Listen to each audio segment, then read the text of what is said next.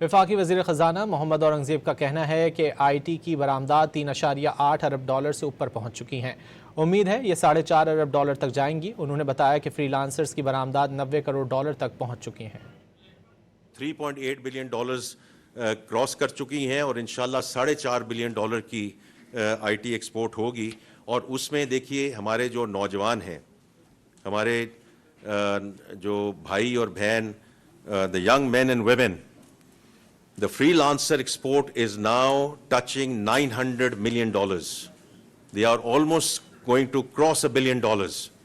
اب ان کو ہم نے کل بھی پلاننگ منسٹر صاحب نے جو ذکر کیا، جو ہیومن ڈیولپمنٹ کی ساری بات ہوئی، if we upskill and reskill them، یہی بچے اور بچیاں جو آج 10 اور 12 ڈالر پہ کوڈنگ کر رہے ہیں، تو اگر ہم ان کو بلاک چین میں اور اس میں اے آئی لیڈ ان چیزوں پہ ہم ان کو اپ اسکل اور ری اسکل کر دیں، اور لمز میں اس وقت ایک بلاک چین کا سینٹر آف ایکسلنس بن چکا ہے، اگر ہم ان کر دیں، they can start coding at $50 to $250 per our.